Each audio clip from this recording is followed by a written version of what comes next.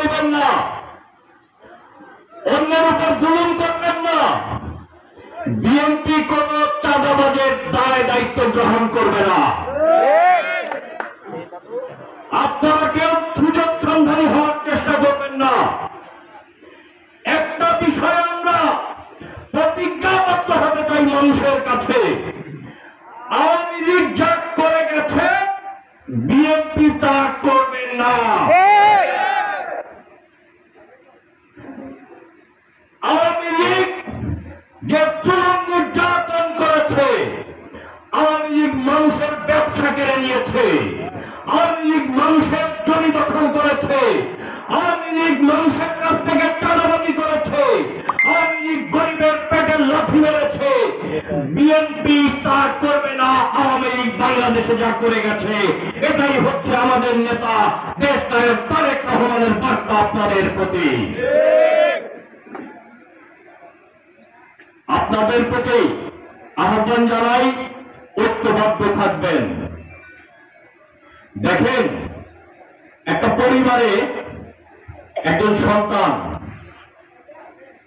যদি ভালো একটা ব্যবসা করে বা ভালো একটা চাকরি পায়, পরিবারের সবাই খুব খুশি হয়।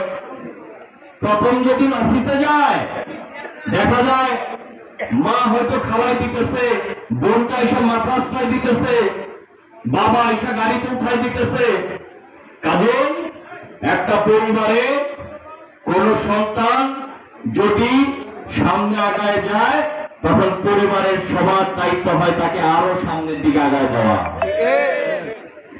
আমি আপনাদের সন্তান,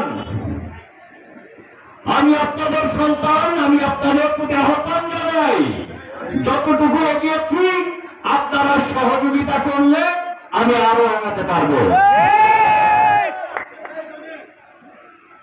আপনারা বিশ্বাস করেন, আমি এইখানে অনেকেই বক্তব্য রেখেছে, আমি শুনেছি, আমি রাজনীতি করি। আমি ছাত্রদল কেন্দ্রীয় সংসদের যুগ্ম সাধারণ সম্পাদক ছিলাম। 1996 সালে শেখ হাসিনা যখন বাংলাদেশের প্রথম প্রধানমন্ত্রী হয় এবং প্রথম যে জুলুমটা শুরু করে, সেই জুলুমের শিকার আমি।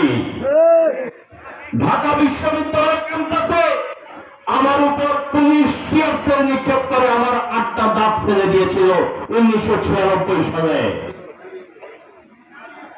আমি শেখ হাসিনা প্রথম বিশ্ববিদ্যালয়কে নির্যাতন শুরু করে, আমি সেই নির্যাতনের শিকার। অনেক মামলা মোকদ্দমা জেল জুলুম মোকাবেলা করে আজকে এখানে এসেছি। আমি রাজনীতি করি, আমি রাজনীতি করি। দেখেন, রাজনীতিবিদরা রাজনীতি করে, কেউ ডাক্তার, তারা ডাক্তারি করে। ডাক্তারি পেশা একটা সেবামূলক পেশা। ওই পেশায় আপনি যে ডাক্তার, সে চেষ্টা করবেন যতদূর পর্যন্ত ওই পেশায় আপনি যাইতে পারেন আপনি যাবেন। একজন ইঞ্জিনিয়ার, ইঞ্জিনিয়ারিং একটা কর্মধারা, আপনি চেষ্টা করবেন ওই লাইনে আপনি যতদূর পর্যন্ত যাইতে পারেন আপনি যাবেন।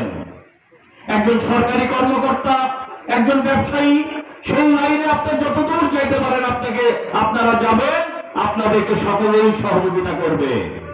কিন্তু যারা সারা জীবন রাজনীতি করে এসেছে, ছাত্র জীবন থেকে জীবনের ঝুঁকি নিয়ে রাজনীতি করে এসেছে, তারাই রাজনীতি করবে। তারা মানুষের জন্য সেবামূলক কাজ করবে, মানুষকে নিয়ে সামনে এগিয়ে যাবে, রাষ্ট্রের পরিবর্তন ঘটাবে, রাষ্ট্র সংস্কারের জন্য কাজ করবে, এই জাতিকে নেতৃত্ব দেবে। এটাই স্বাভাবিক। আমরা সবাই এক, আমাদের মধ্যে কোনো বিভেদ নাই। মাঝে মধ্যে একটু ভুল ভ্রান্তি হয়তো হয়, এগুলো আমরা সময় মতো আবার ঠিক করে নিতে পারবো। আপনারা হতাশ হবেন না। ইনশাআল্লাহ আমাদের নেতা দেশ নায়ক তারেক রহমানের নেতৃত্বে বাংলাদেশকে আমরা গণপ্রজাতন্ত্রী বাংলাদেশ হিসেবে গড়ে তুলব। আজকে যে সরকার, এই সরকার কাজ করে যাচ্ছে, আমরা তাদেরকে সহযোগিতা করে যাচ্ছি।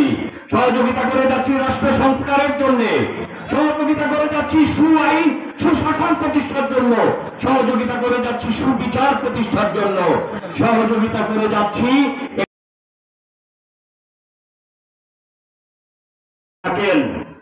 আমার ডানে থাকেন, বামে থাকেন, সামনে থাকেন, পেছনে থাকেন, আপনারা অনেকে আমার সাথে ছবি তুলেন, ফেসবুকে পোস্ট দেন, সব ঠিক আছে।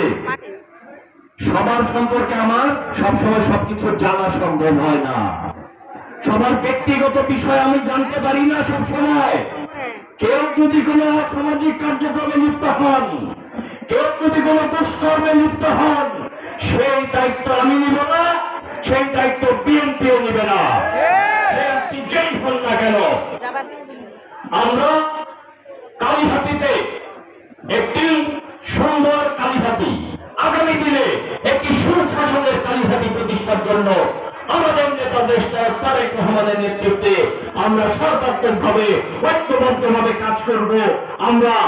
আমরা সমস্ত ধর্ম মত নির্বিশেষে মুসলমান, আমরা সবাই ঐক্যবদ্ধভাবে বাংলাদেশী হিসাবে শহীদ রাষ্ট্রপতি জিয়া রহমানের সেই বিখ্যাত উক্তি, ব্যক্তির চেয়ে দল করো, দলের চেয়ে দেশ করো, দেশের স্বার্থে আমরা যদি শান্তি আর প্রকৃত সৈনিক হই, দেশের স্বার্থে ধর্ম মত আমরা ধর্ম মতের ঊর্ধ্বে উঠে ঐক্যবদ্ধভাবে আমরা একটি গণপ্রজাতন্ত্রী বাংলাদেশ গড়ে তুলব, নাগরিক অধিকার প্রতিষ্ঠা করে ছাড়বো ইনশাল্লাহ। আবার দেখা হবে, আবার কথা হবে। সবাই ভালো থাকবেন। খোদা হাফেজ। বাংলাদেশ জিন্দাবাদ, বাংলাদেশ জাতীয়তাবাদী দল জিন্দাবাদ, জিন্দাবাদ, তারেক রহমান জিন্দাবাদ, শহীদ রাষ্ট্রপতি জিয়া রহমান অমর হোক। আন্তরিকতা না থাকে, আমাদের মধ্যে যদি মমত্ব বোধ না থাকে, তাহলে কিন্তু আমরা এই অর্জনকে আমরা ধরে রাখতে পারবো না। আমরা